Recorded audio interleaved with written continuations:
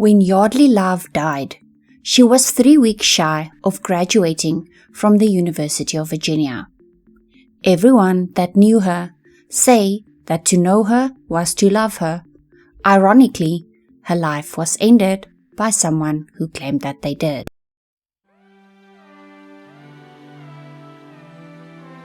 Yeardley Reynolds Love was born on July 17, 1987, in Baltimore, Maryland, to father John and mother Sharon Love. She also had an older sister named Alexis, who immediately found a new best friend in her baby sister.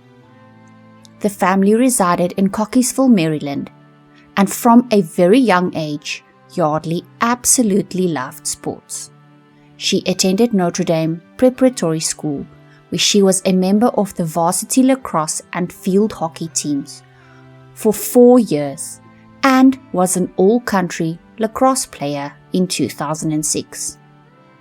She was only 10 years old when she said she wanted to play lacrosse at UVA, and her mom figured that it was just a phase. Her sister Lexi went to Charlottesville for a camp one summer, and the family drove down to drop her off. From that moment on, Yeardley's college plans were set. She'd spend hours smacking balls against the garage, persisting at her dreams of playing lacrosse at the University of Virginia. And due to her persistence, the UVA coach knew of her by the time that she was only 14. Sadly, John passed away when Yeardley was in grade 8, and it made her persistence in pursuing lacrosse even stronger. It also made the bonds with her mother and sister so much stronger, and the three of them became quite the close-knit trio. Yeardley was admitted to the University of Virginia, where she majored in government and minored in Spanish. She joined the UVA lacrosse team, as she had dreamt. She planned on becoming a lawyer so she could stay close to her family. She was only 5'6" and 115 pounds. She was by no means the obvious standout star of the team. When she arrived in Charlottesville as a freshman, at least one teammate wondered if she was too small and too sweet to play for one of the best teams in the country. But she was like a pit bull out there, and she was extremely strong. She held her own in every instance of the game. She scored her first goal in the first game she played, against Virginia Tech. She started in 9 of her 16 games in 2009 and in 3 of her 15 games in 2010.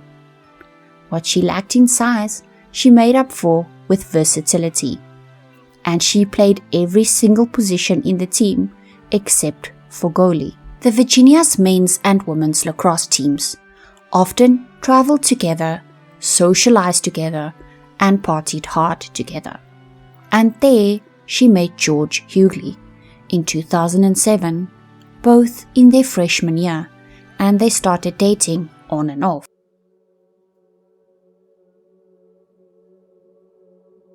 George Wesley Yeardley V was born on September 17, 1987, in Washington, D.C., to father George Yeardley IV and mother Martha.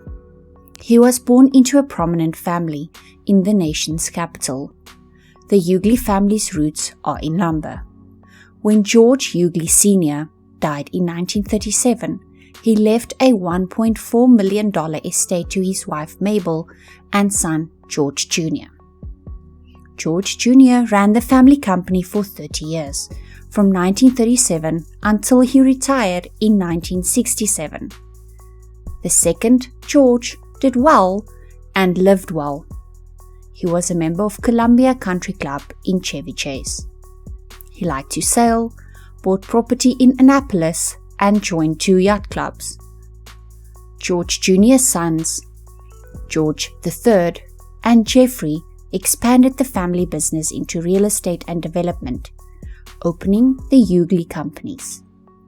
The Yeardleys only went to the best local prep schools and universities. George Wesley Yeardley IV didn't follow the family plan to elite education. The announcement of his engagement to Martha Lisette Sanson in September of 1983 says that he attended the University of Tampa and the University of Maryland, but it doesn't mention a degree. Martha, however, got a business degree from Georgetown, and the two were married on December 30, 1983. So George V was born in 1987, and his sister Taryn arrived in January of 1990. Martha had done some modeling for Saks Fifth Avenue, and she stayed home to take care of the children. George IV didn't make much of a name for himself in business or development circles, according to real estate executives, but friends say he earned a reputation as quite the partier. But it ended up being not so good for the couple's marriage. Martha and George IV separated in February 1996, with George moving out of the family home on Spring Hill Lane in Chevy Chase, Maryland. The parents clashed over the kids, and allegedly he occasionally threatened to move back in. On Christmas Day of 1996, he arrived at the former family home and allegedly forced himself into the house and took up temporary residence. According to Martha, this was when she took the children and moved in with her sister. 9 days later, on the 3rd of January 1997, she filed for divorce. She also filed a motion to have her husband prohibited from entering the home. He subsequently moved out, and she returned to live there with the kids. In the first months of the nearly 2-year divorce proceedings, the parents were ordered to attend co-parenting skills enhancement classes under a court order. They agreed to discuss the children only if neither were in earshot. The battle then moved to money. Martha asserted that her developer husband earned more than $100,000 a year, but George stated that he was broke and living off his family. He claimed in court filings that he and his wife had been living an unrealistic lifestyle that included a $600,000 home with over $600,000 of debt, a boat, luxury cars including a BMW and a Range Rover, and the most costly of private Catholic schools for their 2 children. He said that the only reason they hadn't lost their home, or worse, filed for bankruptcy, is because his father had lent him more than $1.5 million, and that he had to liquidate a $450,000 trust set up by his grandfather just to help his family get by. Martha argued that her husband was stiffing her and the kids, as he continued spending excessive amounts on himself, including at the country club and on his boat, as well as several luxury vacations. She said he had told her on many occasions that he would act like he was poor until he got rid of her, and once that was done, he would build a house on a lot that he had recently bought. But during that time that he was spending all that supposed money, he hadn't been keeping up with his court-ordered support payments and legal costs, and by December 1997, he owed Martha $11,000. The judge found him in contempt and sentenced him to 10 days in jail unless he made a $1,000 payment. He, of course, paid the $1,000. The divorce was finally finalized on the 4th of November 1998. The final settlement's details, however, aren't public, but it did spell out that Martha would remain in the Spring Hill family home for 14 months, at the end of which her ex-husband was to pay her $100,000. Years later, she and the children were still in the house, because George still owed her the money. He finally settled up with her in 2004. Young George V was 10 when his parents were at war in court, and at the time he was attending Maitre D. The school has a strong educational program, its application asserts that character development is the school's top priority. Athletics is also another top priority. The young George played football, basketball, and lacrosse. And the school's best athletes go on to Georgetown Prep or Landon. He chose to go to Landon. There he excelled on the athletic field. He was quarterback on the football team, but where he really became a star was lacrosse. This ensured him a place at the top of the teenage social ranks, and potentially an invitation to play lacrosse at a top college of his choice, which he ended up choosing as the University of Virginia, where he would major in anthropology. There he was no longer a lacrosse star. The team was full of some of the top players in the country. He made the squad, but was on the second midfield. He played in almost every game and scored some goals, but rarely started. It was during both their freshman years that George and Yeardley started dating. He had fallen for her quick smile, crystal blue eyes, and angelic disposition. She was attracted to his swagger, his prankster ways, and his humorous side. George had a very playful, kind, and loud personality, and Yeardley liked laughing. But George could be two different people. Sober George and drunk George. George enjoyed drinking and getting absolutely obliterated on a regular basis, and would act a fool whenever he got drunk. George seemed to take drinking to another level where he wouldn't remember anything the next day, and he would have done something that was absolutely regrettable. If Yeardley wasn't answering the phone when they weren't together, and he was out somewhere else drinking, he was very jealous, and he wanted to know exactly where she was, who she was with, and would get mad about silly things. He would question who she was really out with. He would call her repeatedly, even though she wouldn't answer, or would text her and text her and text her. And she would usually just kind of like laugh and try to sort of say, "That's just George being George." George's father treated him and his lacrosse buddies to weekends on the family's beach house on North Carolina's Outer Banks, and took them out on the family's 40-foot yacht, the real deal. He had been in his late 50s at that point, but he always wanted to hang with and be one of the boys. But the father and son didn't always get along. George IV once called Florida police to the family's luxurious yacht with a domestic abuse complaint. When police motored out to the yacht, George V jumped into the Atlantic Ocean and began swimming to shore. No arrests were made, and another vessel ended up picking up George V before he got to shore. It wouldn't be his first or his last brush with the law, however. In 2007, he was charged with underage possession of alcohol in Florida, where his family owns a vacation home. And in 2008, he had drunkenly wobbled into oncoming traffic outside Pi Kappa Sigma House at Washington and Lee University. A female police officer on patrol stopped when she saw this and told him to find a ride home or face arrest, which is when he began screaming obscenities and making threats, shouting, "I'll kill all y'all bitches." She and another female officer tried to subdue him, and he became combative, which is when he was stunned with a taser, put in a squad car, and taken to the police station. At his court hearing a month later, he stated that he didn't remember much about that night, and he apologized. He pleaded guilty to public swearing, intoxication, and resisting arrest.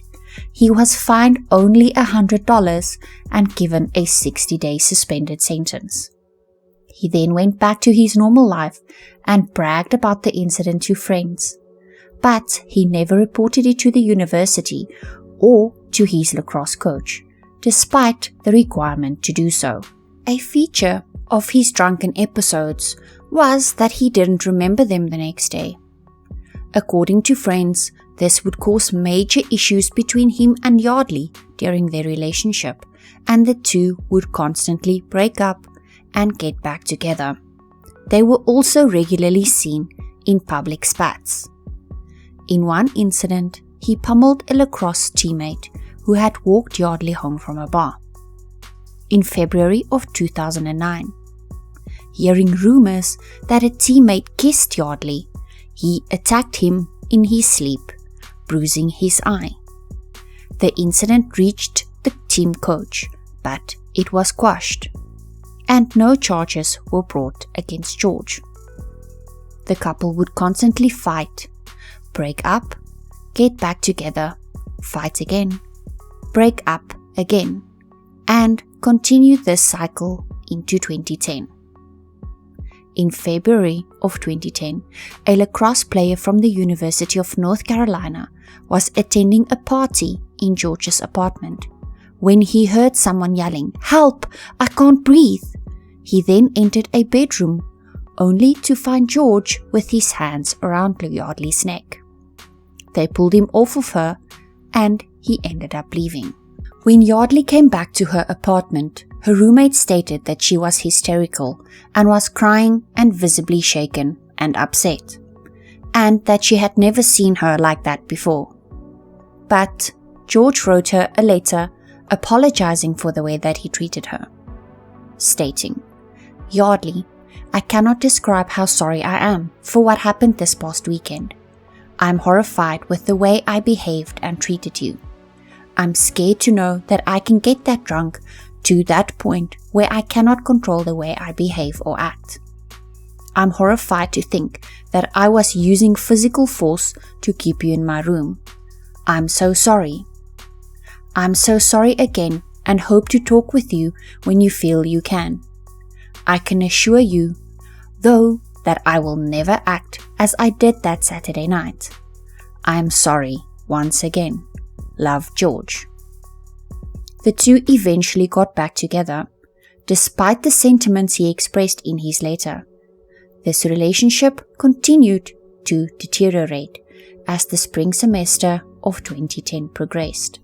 During the last week of April, she found out that he had been seeing one of her sorority sisters. She then went to his apartment to confront him, where she also encountered two other girls. She ended up hitting him with her purse, losing her cell phone in the process, and left. 3 days later, she received an email where George stated, "I should have killed you."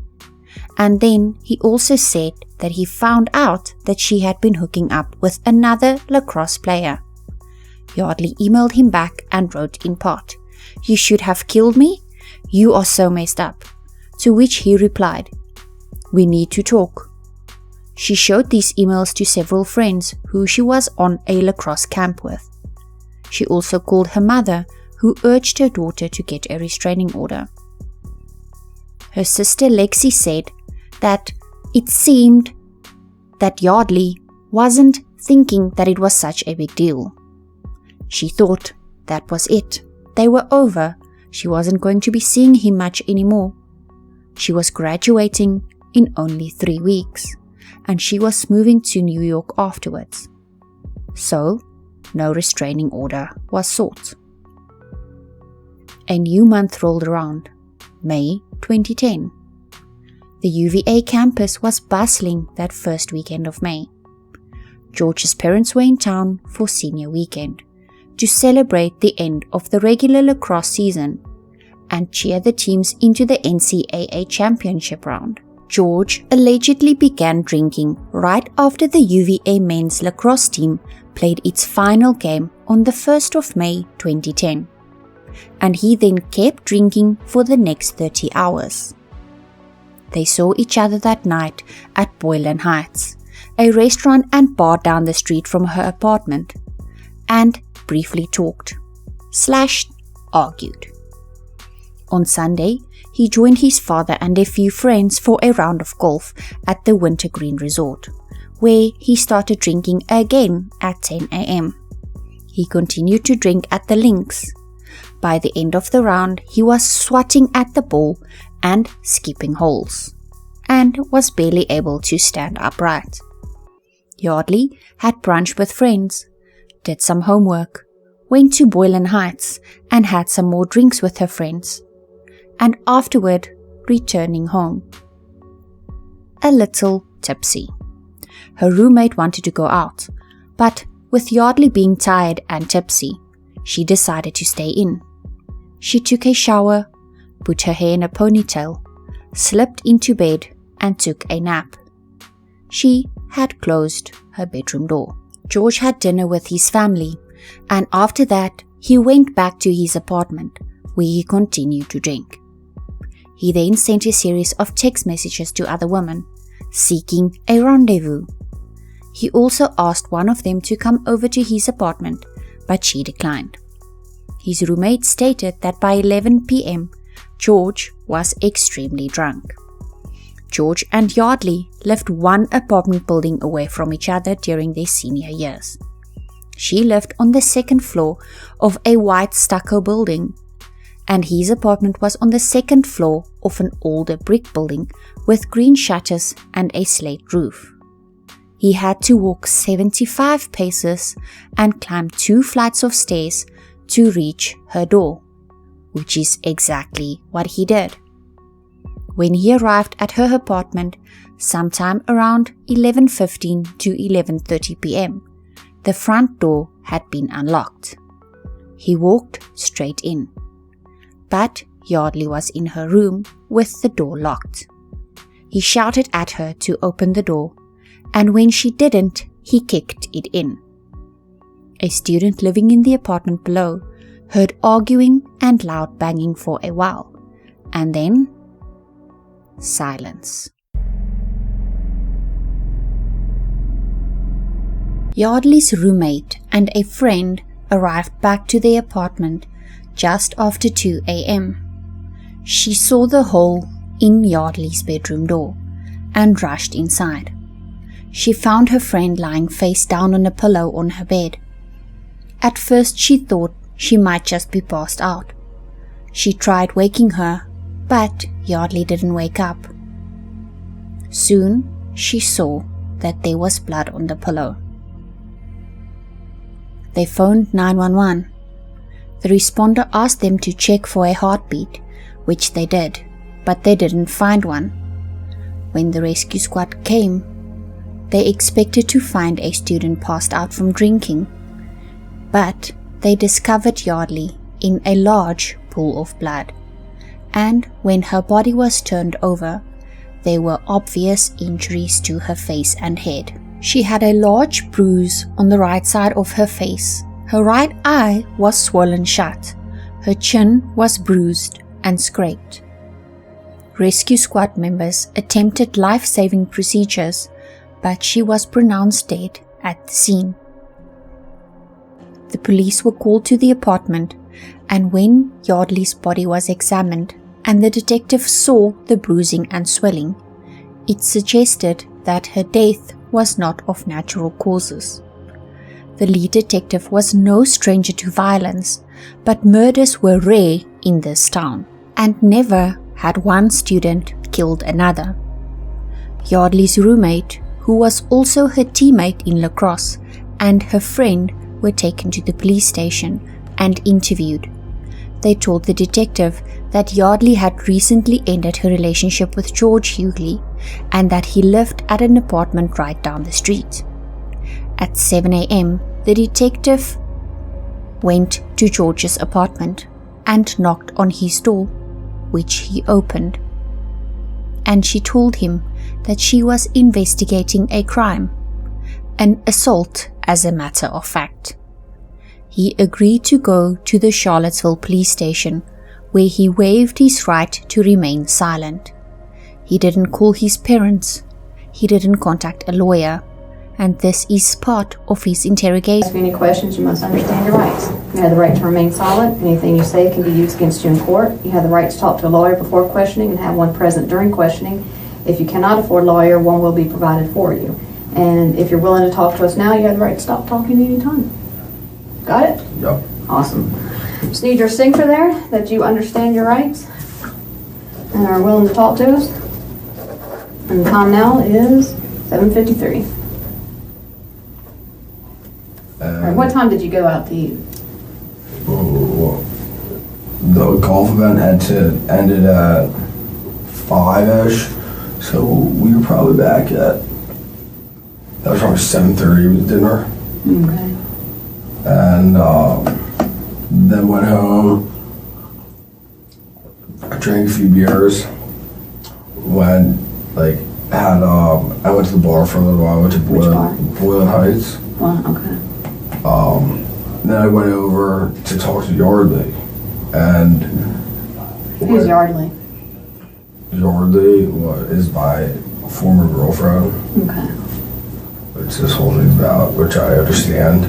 But when I went over to talk to Yeardley, I was like, Yeardley, and she was like already totally freaked out because of what she did this past a few days ago, and we haven't talked since. And I was just gonna go talk to her, and she was already freaking out, you can't come in, you can't come in. And I was like, I'm just trying to talk to you, and she started being getting all really defensive against it, because the week before she came into my apartment and attacked and started striking me, and I was like, all right, you gotta leave, and had my roommate's girlfriend finally be all right, you take her out of there because of this. So when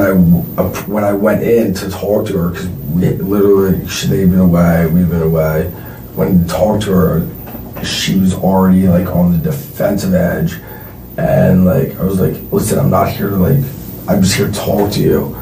And she got all sat up, her bed's against the wall, if it was in this corner, she was up against the wall, and I was we were sitting there talking, and she started being getting all aggressive after this. And so I was like, all right, chill out, and shook her a little bit, and she started being freaking out. And I was like, listen, I'm not here to do anything, I'm here to talk to you about everything that's ensued in the past week.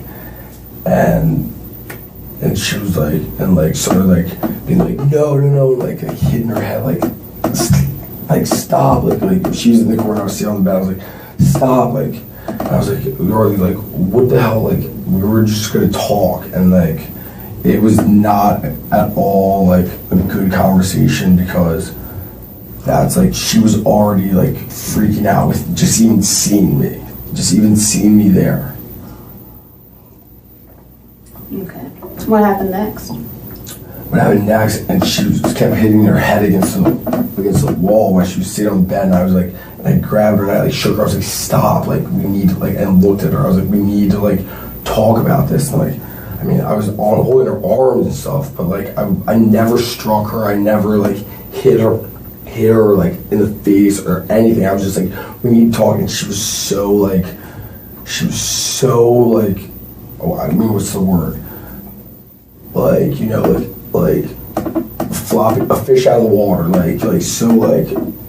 all this, all because of what happened last week. And I was listen, I'm not here to fight with you or do anything, here to talk to you. And and she was no, get away from me, all this and being and that's what happened. I left, she was in her bed. I think her nose was bleeding a little bit, but she was in her when I left, she was still in her bed, and then she may have, at one point she got on the floor, and we were talking. We were and she was still fighting. Actually, no, she went over to her desk, where the desk is, and she was you have to leave, you have to leave, you have to leave, you have to leave, you have to leave, all this stuff. And I was all right, fine, but I want to talk to you after all this. And I was a little bit persistent because of the situation, my former girlfriend who, something happened last week, and I was like, all right, like, well, so we were like talking over there, and I mean, somehow I was resting her on the floor, and I was just like, stop, and I was holding her, but I never struck her or anything, and I think that might have been when her nose started to bleed. Actually, it was when I was holding her on the floor, being like, listen, like, you came and attacked me, like, I wanted to talk to her about, everything, because I got all these, text messages, like, from her and all this stuff, and so that's when I was, like, holding her, but not forcefully, and then then I guess that's when her nose might have started to bleed. Was when it rolled like that, like her face on the ground, and her nose started bleeding, and then the conversation, I could tell, was just like it was not going anywhere, and I went back home. All right. So you go over there, knock on the door. Her front door was open. Her room door was closed. I knocked, Yeardley, she heard me, open the door, and went in. All right. Went in where? To her room. All right. Straight to her bedroom? Straight to her bedroom, yeah. I mean. How'd you get through the door? Her door or the front door? Her door. Actually, it might have been locked. It was. Yeah. Actually, yeah. Just be honest with me. Yeah, no, yeah, it was locked, yeah. Because I think I put a hole. Yeah. You punched a hole through the door? Pretty sure, actually, now. Yeah, I used to have that, yeah. All right. Why'd you do that?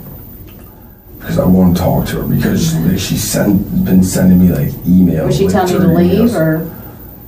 Well, I guess, yeah, once I was in her room, she was very Harley, I'm not, I don't want to talk to you, all this stuff.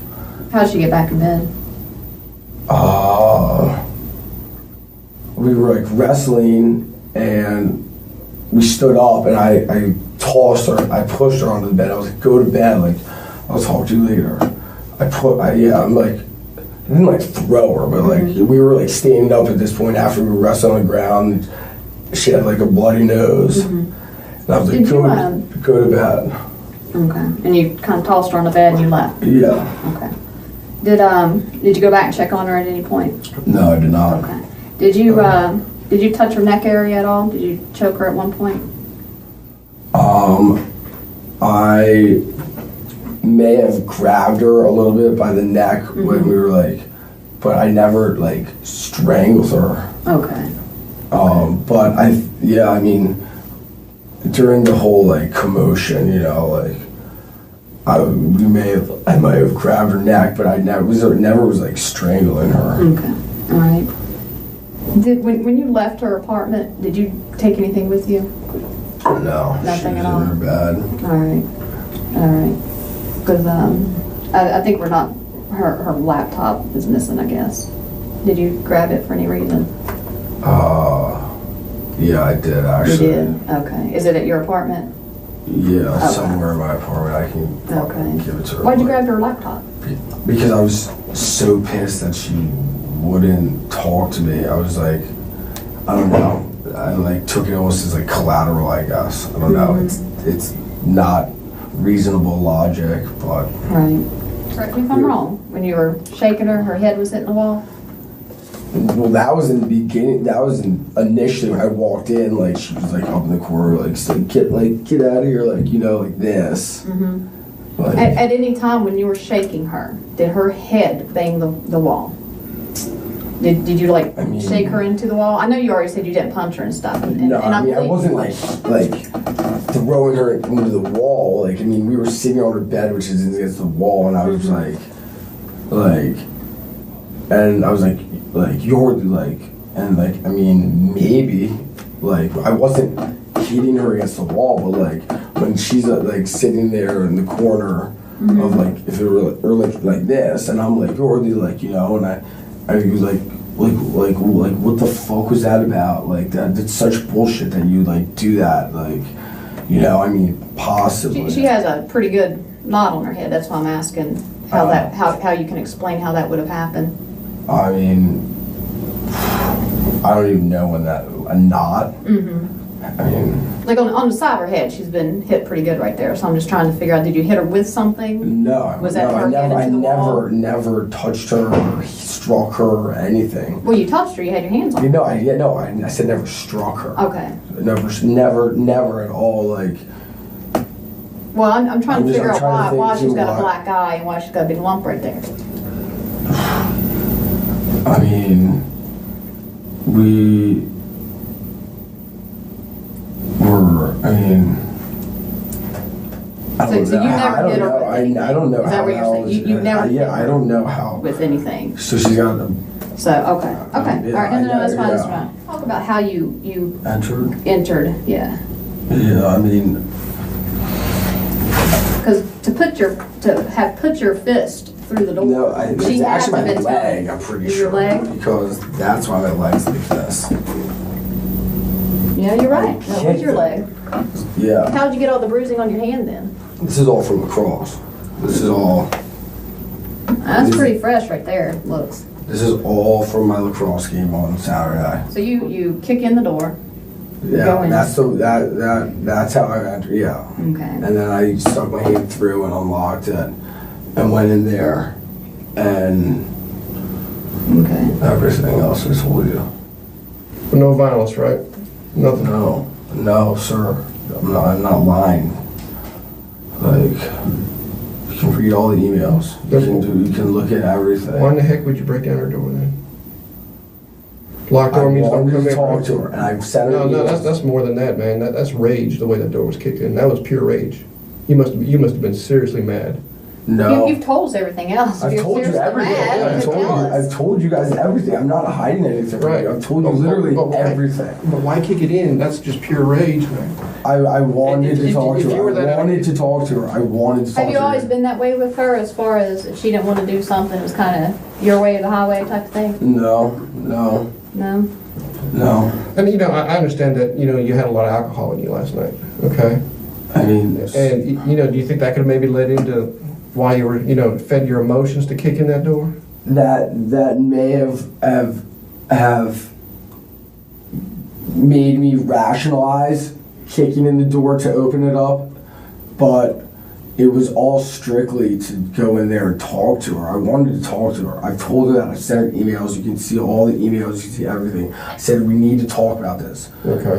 I've said like I think 3 emails. Like, I want to come talk to you. I should not have gone over there when I was drinking, but when I was that's made me emotional. So I wanted to go talk to her. That's why I kicked in the door. That's why I was trying to talk. That's why I wanted to talk to her. Well, I have to tell you something. Well, I think I know why you took the computer. Why do you think? You all right? Go ahead. No? Yeah. She's dead. You killed her, George. You killed her. She's dead? I think you knew that already. No, I did not.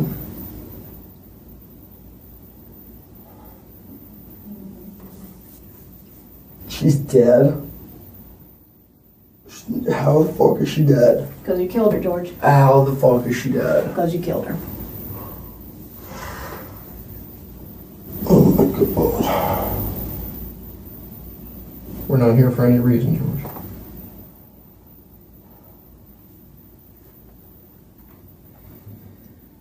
She's dead? Yes. She's dead. Yes. She's dead. She's dead. How? How? I already told you how. You already told us how as well. How is she dead? You just told us. We're serious, George. And that's why you took the computer, isn't it? No. Because you had threats to kill her on that from a past email. Because she hooked up with a player from UNC. I said that. I never, that was just the heat of the moment. It was the heat of the moment. Yeah. Last night was heat of the moment too, wasn't it? You went in there to talk with her, but it got out of control, right, George? The alcohol got a hold of you. You kicked in her door. She started to fight with you. You punched her in the head, or you She's cracked. not dead. You cracked her She's not head. dead. You She's cracked her not head in dead. the window or in the She's wall. not dead. She is. She's not dead. I ain't BSing you right now. It's serious. I want to see her. She's George, not look at dead. me. George. She is dead. You were not here to dance with us. You're here because she's dead. The alcohol. I don't believe it. I don't believe It's it. true. Dude, I didn't hurt George, her. listen to I me. didn't hurt her. Listen to me. You probably didn't mean to hurt her. I didn't hurt her. You went in there. You kicked the door. She got a little feisty. You either punched her or you smacked her head into the concrete, and then you held her down on the pillow because that's what No, I you didn't hit her on the pillow. I was never on the bed. Okay, then. I never held her down. I never suffocated. I never did anything. I don't believe that she's dead. How did you? I don't believe that she's dead. How I is- don't believe that she's dead. Did you punch her? Did you hit her? How head in the there's wall? no way she's dead. She's not dead. I didn't. I never did anything listen like to this, me. like that she could be dead. Listen to me. She's not dead. Did you punch her or did No, I never. No. Did you hold her head into the wall? Did you crack it? No. Did you Is her head smack cracked? Did you smack her head in the wall? No, she's not dead. She's not dead. You guys said she has a black eye and a bump on her head. She has those things. But she's not. She's not dead. I did not. All right, let's calm down. I did not like hurt her. Like she's not dead. Let him calm down. Calm down a minute, George, okay? Tell me she's not dead. Tell me she's not dead. I want you to calm down right now, okay? All right. I don't believe it. I I know, don't I know. believe it. I don't I believe it. want- I never did anything that could do that to her. Well, let's I calm down. never did anything that could do that to her. I swear to God, I never did anything that could do that to her. I never. No, I don't. I refuse to believe that she's dead because there's no way that anything that happened last night could kill her. Okay. All right. Well, just out of protocol, what we gotta do is stand up for me, George. Go ahead and put your hands behind your back for me. Turn. Relax. It's all right. Relax. You'll be all right. Tell me she's not dead. Tell me she's not dead, though, please. Will you tell me she's not dead? Relax. Please, will you tell me You she's know what? not I wish dead? I could tell you that, George. 22-year-old. 22. And her life is done. Oh my God, kill me. Have a She seat, George. can't be dead. Have a seat. She can't be dead. She's not. I did not do anything like that. I did not do anything that could have killed her. You do realize you're under arrest. I realize Okay? that. All right, we're going to consult the Commonwealth Attorney on the proper charge, but it's going to be related to her death. Make sure you understand. She's dead. Okay. She's. Hell, there's no way. Oh my God, there's no way she could be dead. There's no way. Help us understand what happened last night, George. Go through it again. I told you everything. I told you everything. I don't even believe it yet. I do not believe it. I do not believe it. I don't believe it. Okay. All right. Did she die this morning? Afterward? I can't tell you when. I know, but I listen. I didn't murder. I didn't murder. I didn't. I know she's not dead. I know she's not dead. I know she's not dead. I know she's not dead. I know she's not dead. You have to be lying to me. Tell me you're lying to me. Tell me you're lying to me. How is she dead? I'm not lying to you. How is she dead? How? What did she die from? Well, we're gonna find that out. What did she die from? We're gonna find out. I can't make that determination. Sir. Either the head trauma or asphyxiation. There was no asphyxiation. Okay. Sir, I don't believe it. Sir, please tell me you're lying. I'm not lying. She's dead. Sir, how is she dead? How? That's what I want you. That's what I want you to clarify. How? You know how. How? No, I didn't know. No, I didn't know. I didn't know. Why didn't you know?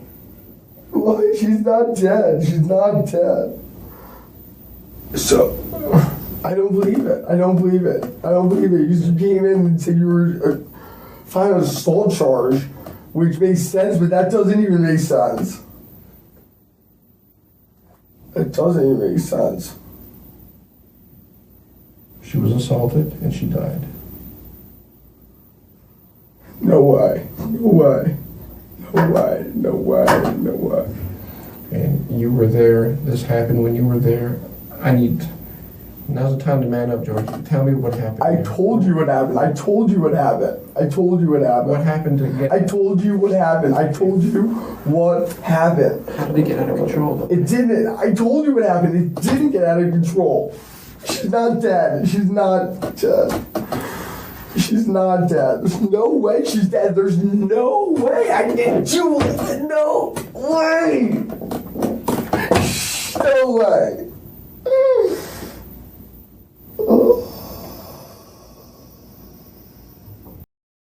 Yeardley's laptop was found in the dumpster. As he had said, it was sent for forensic analysis, and they were able to retrieve email correspondence where George had threatened Yeardley per se, saying that he should have killed her for what she had done, meaning hooking up with another lacrosse player from another university, as well as barging into his apartment and allegedly hitting him as he had said. They searched his apartment and also retrieved a white UVA lacrosse t-shirt with red stains on it and the shorts he was wearing during the assault. And in the pocket of the pants he was wearing was his passport and the keys to his car. From Yeardley's apartment they took towels, sheets, a pillowcase and a bed apron, all with red blood stains on it. When Yeardley was found, she was only wearing her underwear, but George had told detectives that she was also wearing a black t-shirt and her underwear when he left her bedroom. When crime scene photos were later reviewed, they saw her rumpled t-shirt on the floor as if it had been dropped there. Sharon, Yeardley's mom, woke up to a policeman ringing her doorbell at 6 a.m., which at first she couldn't quite understand, and she thought that maybe they had the wrong house. She opened the door, and the policeman asked her, "Are you Yeardley Love's mother?" Her first thought was that maybe Yeardley had been in an accident. He told her that her daughter had died, but even worse, that she had been murdered. News of Yeardley's death broke Monday morning, and the murder slammed the campus just as seniors were preparing for graduation and making plans for beach week. When everything seemed so perfect, to have this happen to one of their own was almost more than they could bear. Marta Murphy, George's mom, had been on campus for senior weekend and left just before all this had taken place. She put out a statement a few days after the news broke that read, "I hope that people can understand that both George's father and I love our son. We will support George in any way we can, just as any mother or father would do for their child." George's father did not release a statement of his own. George had done a lot to minimize the severeness of the fight between him and Yeardley. He had shaken her a bit. He had choked her a bit. She might have banged her head on the wall a little. They wrestled around on the floor, and she kind of rubbed her nose on the floor, and it got bloodied. You know, no big deal. The autopsy, however, told a very different story. The injuries that could be seen with the eye alone started at her head and continued all the way down to both her legs. The cause of death was determined to be internal brain injuries.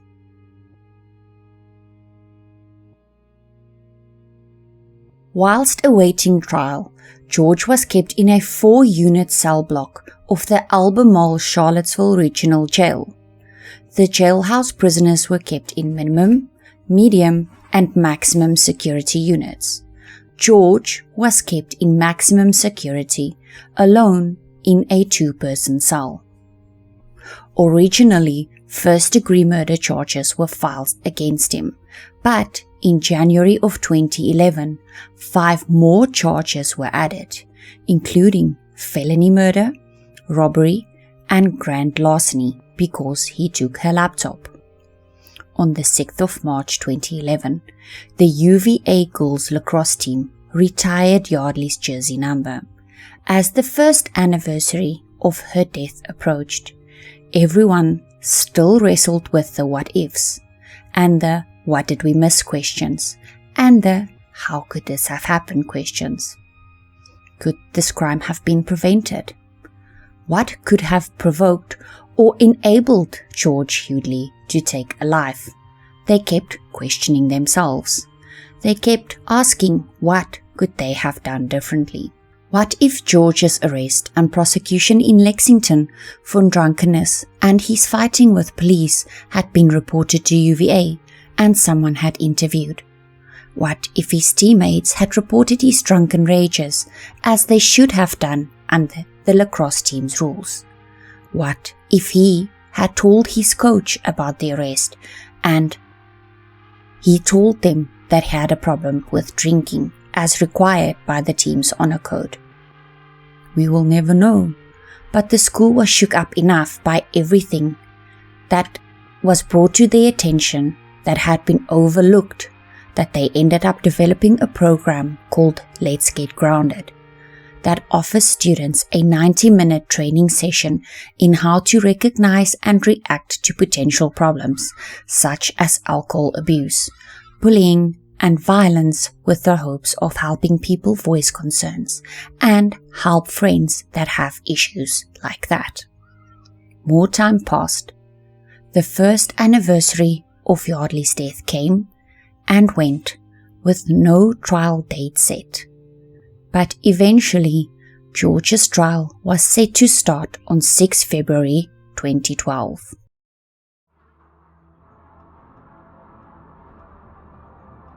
On the first day of trial, Sharon Love sat next to her daughter Lexi in the front row of the Charlottesville Circuit Court. Across the courtroom sat George's family, his mother Martha and her husband, George's father, George IV, his sister Taryn, his grandmother Elizabeth, and other relatives. George, however, waived his right to appear in court, either in person or by video, literally not facing the family of the woman he killed. Lawyers presented evidence to help the judge determine whether to send the charges to a grand jury. The prosecuting attorney presented witness after witness who punched holes in George's defense. Yeardley's roommate testified about the details of that first weekend of May 2010. She spoke about finding Yeardley, saying, "Her hair was all messed up. I pulled it from her face and saw the blood. Her eyes didn't look right. I shook her shoulder and she didn't respond." George's roommate said they were drinking together in their apartment and that George was angry because his dad wanted him to sign something that he didn't want to sign. He stated that he went out for more beer just after 11, leaving George in the apartment, and when he returned, George wasn't there. George then returned after midnight, stating that he had been downstairs in another apartment with 2 of his lacrosse teammates. The teammate staying in that apartment also testified, stating that he had heard George coming down the stairs and locked his door, knowing that George was drunk and didn't want to let him in. George knocked, asking to visit, but he told him to go away and told him that he was studying. So he was in fact never in said apartment. The medical examiner who performed the autopsy on Yeardley said that the combination of bruises and scratches to her face, buttocks, leg, forearm, and chest could not have been caused by a single impact. And a neuropathologist testified that blunt force trauma caused the contusions on her brain that in the end caused her death. Several of George's friends also took to the stand, stating that George drank at least 4 times a week, getting obliterated drunk every time. His teammates were in fact so concerned that they were planning an intervention at the end of the season. In my opinion, I don't know why they wanted to wait until the end of the season, but anyways. George's lawyer closed by saying, he had no intention, no motive. George did not know that Miss Love was dead or had any significant injury. Involuntary manslaughter could and should be your only thought at this time. Please take careful deliberation. He also repeatedly stated that George had no intent to kill Yeardley, and that first-degree murder was not the correct charge for the case. George's attorneys then made motion that all charges be dismissed except for grand larceny, arguing that it had not been proven and that there was no intent to kill. The judge overruled the motion, saying the prosecution had ample evidence to continue its case. On the 22nd of February, the jury began deliberating, and after 9 hours, jurors found George Wesley Yeardley V guilty of second-degree murder, downgrading from the original charge of first-degree murder. He was also found guilty of grand larceny in taking Yeardley's computer, but not guilty of robbery, breaking and entering with intent to commit assault and battery, and breaking and entering with intent to commit larceny. The jury recommended that the 24-year-old be sentenced to 26 years in prison, but his sentencing would not take place until August that year. And on 30 August 2012, he was formally sentenced to 23 years in prison for the second-degree murder conviction and 1 year for the grand larceny conviction. The charges were set to run concurrently.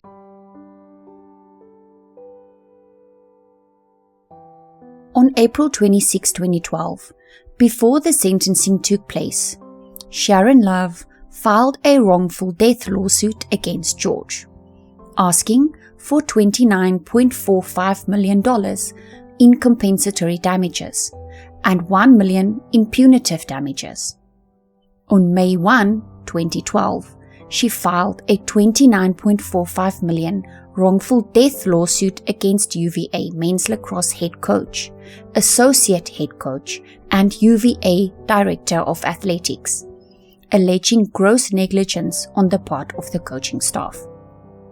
The suit alleged it was well known to the players and coaches on the UVA men's and women's lacrosse teams that Yeardley's alcohol abuse and erratic aggressive behavior was increasingly getting out of control, especially his obsession with Love and his aggressiveness and threats to Love, and that in spite of this, no action was taken to discipline Yeardley, to suspend or remove Yeardley from the lacrosse team, to refer Yeardley for treatment or counseling for alcohol, substance abuse, or anger or aggressive behavior management, or to subsequently report his potential risk of violence pursuant to the UVA policy on preventing and addressing threats or acts of violence.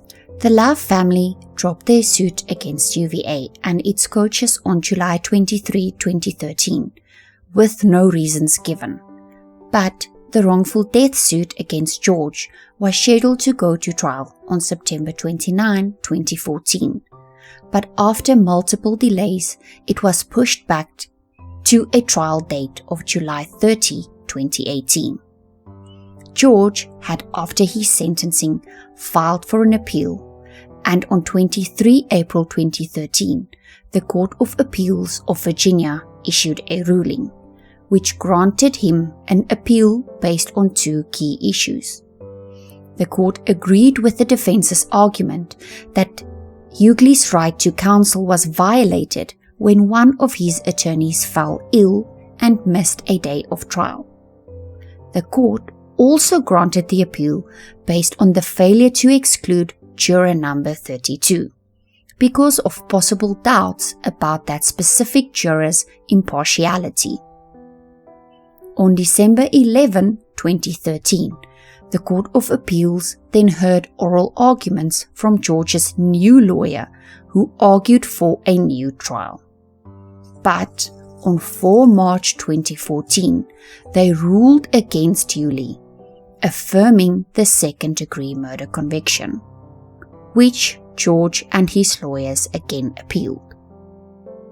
But again in November 2014, the Virginia Supreme Court declined to consider Yeardley's appeal. After George's sentencing, Marta also gave several interviews. When she was asked about George and Yeardley's relationship, she said, "I knew Yeardley quite well. She visited us for a week with George in California in the summer of 2009. It was on that trip that we really got to know her very well. She was lovely, gracious, and kind. I have only fond memories of her, and am broken-hearted by this tragedy." George never discussed his relationship with Yeardley. We had no idea the relationship was so tumultuous. She was with our family again 2 weeks prior, April 17, when the men's team played against Duke. She watched the game with us. She joined us for the post-game celebration. She spent that entire night with George, and nothing seemed amiss. When she was asked about George's excess drinking, she said, "The excess drinking on all college campuses is a massive problem. Parents are far away from their children and do not realize the extent and the intensity of the drinking. Sadly, I did not know the extent and intensity of the drinking that consumed George's final weeks of school. This terrible accident should be a wake-up call to all college-age kids that do not realize that the consequences can be devastating and life-altering." Marta also believes that the criminal justice system has failed her son and did not come to the correct verdict concerning George. She couldn't understand how before a proper investigation had even been done, that they had come to the charge of first-degree murder. She felt that they had merely looked at perhaps the broken door and email exchange, but she felt that when looking at the incident, it was obvious that it was a terrible drunken accident. His mother is speaking out for the first time and sharing the first pictures of his life behind bars. Here's NBC's Janet Shamlian. It was a shocking crime. Weeks from graduation, UVA lacrosse player Yeardley Love found face down in a pool of blood in her apartment. Dead, a jury found, at the hands of her drunken former boyfriend George Yeardley, guilty of second-degree murder and sentenced to 23 years in prison. No chance for parole. His mother, Marta, who made only a brief statement after trial, is this morning breaking her silence. Why are you speaking out now? Well, Janet, I would never spoke initially out of respect for the Love family. Then secondly, because I believed our criminal justice system works, and the criminal justice system gets it right, but it doesn't always get it right. Marta Murphy says her son should have been convicted of the lesser charge of involuntary manslaughter, calling it a drunken accident. The jury heard evidence that Yeardley kicked down Love's door, and Yeardley admitted to grabbing Love by the neck, but said he did not choke her. Murphy says Love's injuries came from the two falling off the bed. He had absolutely no intent to hurt Yeardley. Yeardley was his best friend. She points to comments the prosecutors made after trial to NBC 29 in Charlottesville. There's nothing in the evidence that suggests to me he entered with the specific intent of taking her life. Does it still permeate? Oh, every day. It's right here all the time. It doesn't leave you. This kind of sadness and I know, I can imagine for Sharon Love, it's even more so. These photos she provided to Today are the first of Yeardley since he was imprisoned 4 years ago. What is his living situation like? He has a roommate, and they're in a pod of about 40 or 50 gentlemen. He plays cards, he's studies, he has a job, so he wipes the tables down in the common area. George, she says, is finishing his college degree through a University of Ohio correctional program. Family members take turns visiting. Meanwhile, Yeardley Love's family has filed a $30 million wrongful death suit against Yeardley. His attorney, Matt Green, says the civil trial is a second chance to set the record straight. There's no disadvantage to anyone for the truth coming out and for people to understand what actually happened. And this is our opportunity to do exactly that. The Loves declined to be interviewed for this story, but when asked if Yeardley meant to kill her daughter 1 year after the verdict, Sharon Love told NBC 29 in Charlottesville, I know he did kill her. I know he did. I can't imagine anybody that could even do anything harmful to Yeardley. So I just don't know what was in his head. Shortly before the scheduled trial date for the civil suit for wrongful death filed against George was set to start, it was completely dropped by the Love family on June 11, 2018. The family, however, refiled it later that year, and the trial began in Charlottesville District Court on April 25, 2022.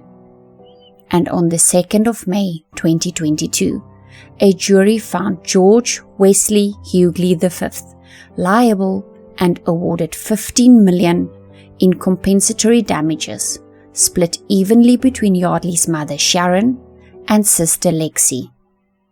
Sharon misses her daughter every day, but she has used her loss to bring light to others. And in the months after Yeardley's death, together with Yeardley's sister Lexi, they founded the One Love Foundation, an organization that empowers young people with the knowledge to identify and avoid abusive relationships. After Yeardley's death, Sharon Love started the One Love Foundation in her daughter's honor to help fight that culture of abuse. George Yeardley will be in his 40s when he's released. His mother knows there's no such looking forward for the family of Yeardley Love. People are going to look at this and say, how can I feel compassion for this mother or for her son? Because there is a life that is gone, and that family is in a kind of hell that you will never know. I know that there's nothing compares to what they are suffering. I only have sorrow and pain for them. I don't have words to describe the loss of her life. And I'm so sad and sorry that Yeardley's gone. A mother's heartbreak for two lost futures. Today, One Love is the national leader in preventing relationship violence and abuse. Through this, she ensures that the joy that Yeardley brought to the world lasts forever. So that is where we will end for today. Thank you, as always, for your support. For watching this video, please remember to leave a like and subscribe if you have not done so already. It's a free way that you can help your girl out. As always, please leave your comments in the comment section down below. I would love to hear your thoughts and opinions. Do you think that George was brought up privileged and got away with just about anything? Do you think his sentence was too light? Do you think his mom, Marta, was right that his sentence was too harsh? What are your thoughts? Let me know down below. So thank you again, guys, for watching. Until next time, stay safe out there, take care of yourself, and take care of each other. Bye!